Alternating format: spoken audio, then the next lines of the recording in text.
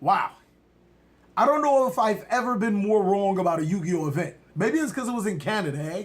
But not only did the decks that I think were going to top did not top, a deck that I thought was not so great, not so hot, and TJ thought was the hottest, not only tops, but it low-key dominates the format. It has the potential to be another Cyberstein FTK. Why? Because it's an FTK deck in itself. It's going to be really interesting breaking down this meta the right now, because you guys need to be prepared for your events in the future, and this is going to be a really important video for you, because not only will we talk about what's happening at YCS Niagara, it's pretty sure going to follow over for the right now, if not the rest of the format, as well as point out some obvious decks that could still be in contention. I'm TheCaliEffect, and if you guys want to see more videos like this, then go and destroy that subscribe button. But more importantly, go ahead and hit that notification bell because, well, we just too strong. I also want to give a special thanks to every single one of my Patreons. Without you guys, videos like this would not be possible. Also, mad shout out to my newest Patreon, my top dog, Jake Nelson. I really hope you enjoy your stay. Without further ado, I present to you a meta-analysis for not only right now, but possibly for the rest of the format. This format is definitely ramping up. It's going to be really exciting to see how it turns out. So at first glance, the meta seems really diverse, but there are some cards that seem to be consistent in just about every single deck, except for a couple.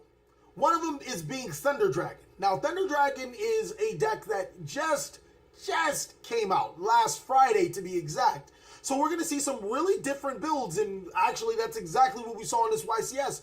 3 different Thunder Dragon builds being played and topping inside of the 32 bracket. One being a Chaos Thunder Dragon deck that allows you to summon Blackluster Soldier. Really interesting. Another one being just the basic Battery Man Solar build. And the last one I find most interesting is a brilliant fusion build that allowed you to abuse Gem-Knight Amber and Gem-Knight Pirusima. I don't know how to say that card's name. But it allows you to get a little bit more bang for your buck without using as many resources. I do like that build. I think that Thunder Dragon is definitely going to be a great deck for time to come, but it's not going to be the dominating deck that everybody thought it would be.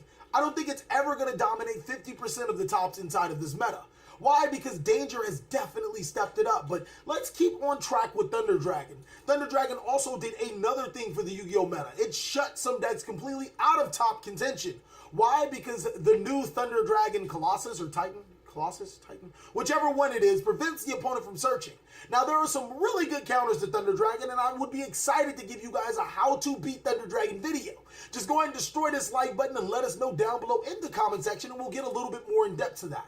I definitely think that Thunder Dragon is no pretender, and it's definitely a contender, and it's something that you guys need to be prepared for. The next deck we're going to talk about in this top contention actually took up the second most slots, Goki. Unlike the other decks, Goki has evolved. It's adapted. It's gotten stronger. It's definitely a lot different. Goki builds don't play a lot of Gokis anymore, or at least from the ones that I've seen. The actual winner of this YCS event played 4 Gokis. I think 4 Gokis, maybe less. Gabriel Vargas, congratulations to you and your Dark Warrior Goki build. It was exciting to see a deck not play hand traps and take the entire event by storm, and then turn around and side hand traps, even though you said playing hand traps are for pussy. I wonder, what does that make you? Anyways, Dark Warriors are really good. Why? Because they can still extra link. Cards like Destiny or Malicious, Summon Sorceress exist. And E-Soul, Two Tails of the Noble Knights, as powerful as it is, isn't really necessary for the deck to still extra link. I think that this deck will still be a contender mainly because it uses the Danger counterparts, and which is where we're getting to our next thing. Danger is everywhere. It's not just Danger Darkwood FTK. It's not just Danger Burning Abyss. It's Danger Spiral. It's Danger Goki. Danger is being played in just about everything, and it's running rampant. Reason why? Well, Danger Nessie is a level 7 monster that can be spell summoned by Danger Jackalope. So you get free rank 7 plays, and then you get a search engine. Those 2 cards in tandem are really powerful. Also, Danger Sunoko. I'm just going to call it that. Danger Sunoco is really powerful, being able to special summon itself no matter what, almost guaranteeing himself as a rank 3 player or just an extra monster to provide that link that you need. Even more importantly, these Danger monsters are like upstart goblins if your opponent doesn't hit the card. They're really powerful. Summon themselves to the side of the field and drawing you another net card. This deck is really good. I think that Danger are definitely here to stay, but the FTK does cause problems. Now, we know Konami. We've seen the last Forbidden List. We can only expect that the main problematic card will be hit. That's right. They're going to ban Dark Lord Grapha because that's the problem in Yu-Gi-Oh! Not Cannon Soldier, not Firewall, Dark Lord Grapha. That sounds about up their alley. On to the next strategy that actually seen a lot of decline in play, Sky Strikers. Now, Sky Strikers is one of the decks directly affected by Thunder Dragon. It's not really sure if players decided to play Sky Striker less because of Thunder Dragon, or if Thunder Dragon just outright said no to Sky Strikers. They did get a considerable amount of tops, and I do expect them to still be one of the better strategies in the meta, but don't expect them to be a top contending, dominating strategy as they once were before Soul Fusions dropped. It's still a really good deck, but it's so easily countered by Thunder Dragons and their main board Denko Sekas, as well as the ability to prevent the opponent from searching. They're not in a great spot right now. Trickstar, another deck just like Sky Strikers, that lost an insane amount of consistency and power, not only to the Forbidden List, but because that huge Thunder Dragon monster that prevents the opponent from searching does exist. And the ability to have Denko Seka in the main board, have access to it, the deck is still really powerful. So you guys have to change your mindset on how you're going to play against the Thunder Dragon build. Maybe even put more cards to play against Thunder Dragons inside of your main board to combat them. Until then, Thunder Dragons will continue to dominate. Now, there are quite a few rogue decks in this Yu-Gi-Oh! Card game that did make the top. Burning Abyss, Paleozoic, still really powerful decks that can just dominate the meta. Burning Abyss having access to some of the most powerful cards inside of Blackluster Soldier, Orbital Hydrolander. You also have your Danger monsters that you can play inside of it.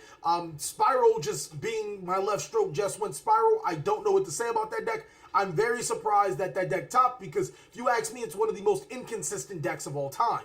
Or one of the best inconsistent decks of right now. My apologies. Altergeist have a really interesting interaction with Thunder Dragon.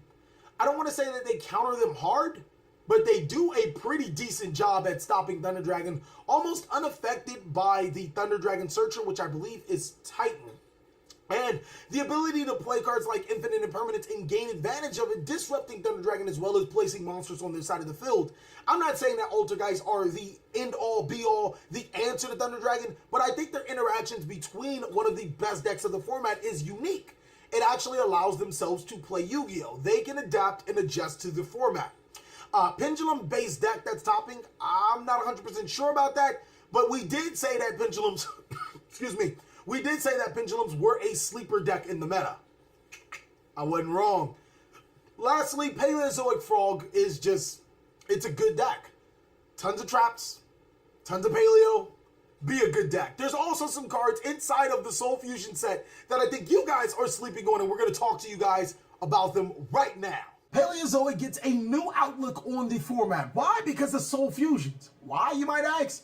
Trap Trick is a really powerful card, paving the way for Paleozoic decks to play more traps, more cards that they're more comfortable with to disrupt the opponent and have more access to them. Not only Trap Trick being itself a trap card to trigger off your Paleozoic cards in your graveyard, but it essentially searches any of the traps that you need to your side of the field. I think that Paleozoic got a lot better because of this card, and it's probably a really solid contender. You might want to look at Trap Trick.